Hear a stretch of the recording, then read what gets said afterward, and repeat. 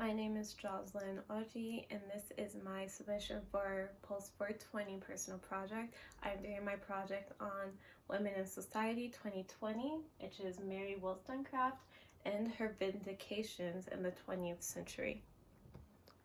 So, just a little background on my thesis, This month is Sexual Assault Awareness Month, and all over social media we are seeing thousands of young women stepping out of their comfort zones and participating in any way that they can. We're seeing young activists advocating for reproductive rights, awareness initiatives, and equality.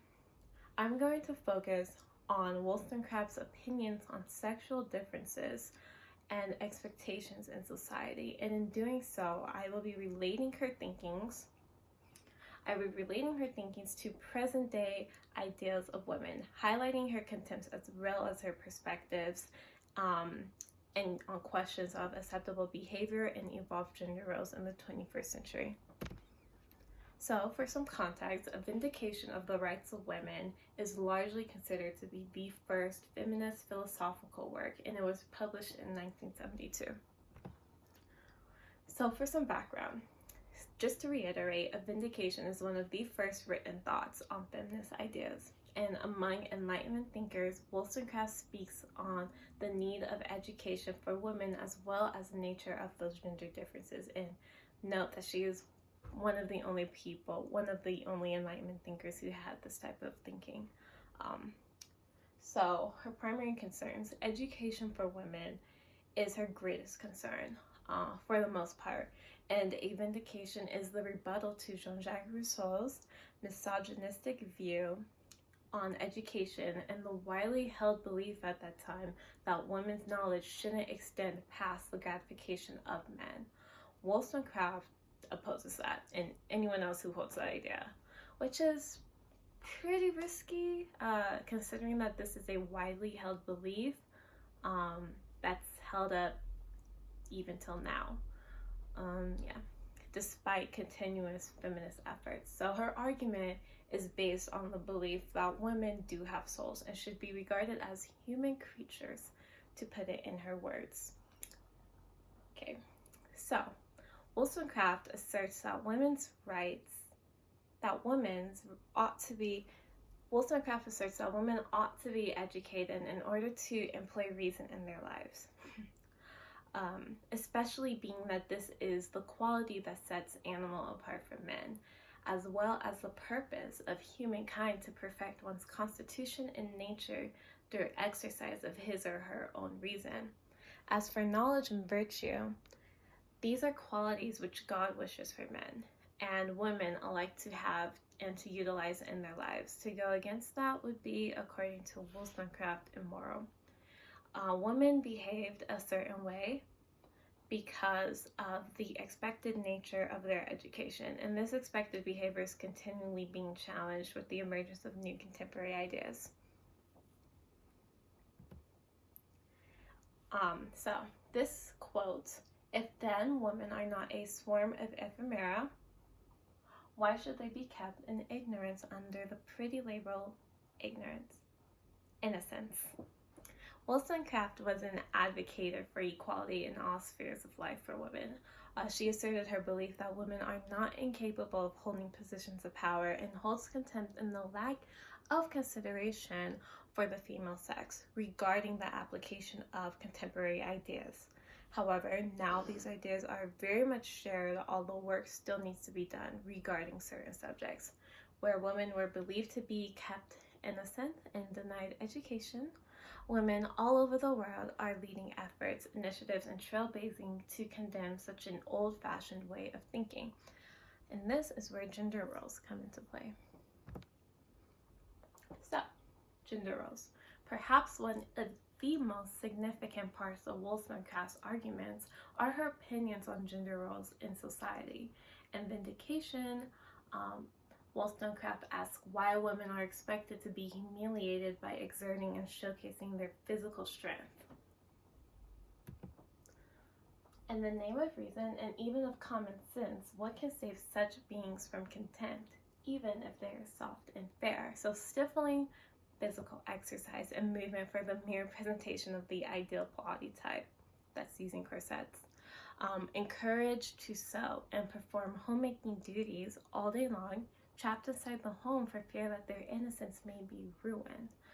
Raising them to believe that they must always assume the role of a damsel in distress. These repeated notions limits the capabilities of women and girls, leading them to a flawed perception of life as being a man's world where boys will be boys. Yes, so today such ideas have evolved greatly. Women are beginning to see the harm and negative repercussions of focusing solely on satisfying the opposite sex. Additionally, not only have these roles evolved, but they are switched in some cases, where men were seen as the dominant figure in the traditional household. Women are rising to the forefront of the family structure, with both single moms and married women contributing to their family's prosperity by becoming the major breadwinner in the home. Safe to say that some societies, and not only Western ones, are beginning to deviate from the norm. The norm being a sweet, unquestioning, docile little housewife preparing dinner every night and dressing to the taste of her male partner. Now, gender equality has been challenged repeatedly throughout history, and even though it's 2020, we still have a ways to go. The rights of women are only just beginning to be treated as men, but they must still be respected equally and continuously. For progress to be made, it has to be a continuous effort. So, education. Today's women are primarily focused on being self-made. Self-made in the sense that they are independent both politically and financially. There are no male forces tying them down or holding them back, and if they are in a relationship or married, that's simply not their only purpose in life. Women as a whole, all races and ethnicities, backgrounds, social classes, etc., are beginning to see what it means to stand in solidarity against inequality. Although feminism isn't perfect, we all know that, there's still the question of intersectionality and the role that it plays in determining the social position of females in society. I really like this quote. It pretty much summarizes Wollstonecraft's contempts regarding the harmful mindset that many women hold, until today still hold in terms of education. It says, women who think that they can long please without the aid of the mind, i.e. without the moral art of pleasing, must be weak indeed. However, there now exists a choice between pursuing one's own name and leading efforts towards one's own independence, financial liberation, and progress. So, sexual liberation, which is pretty much the entire focus of this.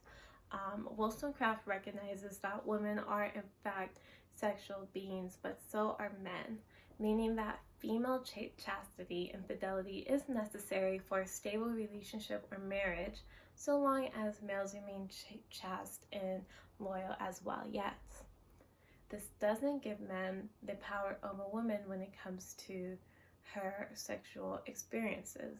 This is where the notion of liberation comes into play. This doesn't mean male entitlement.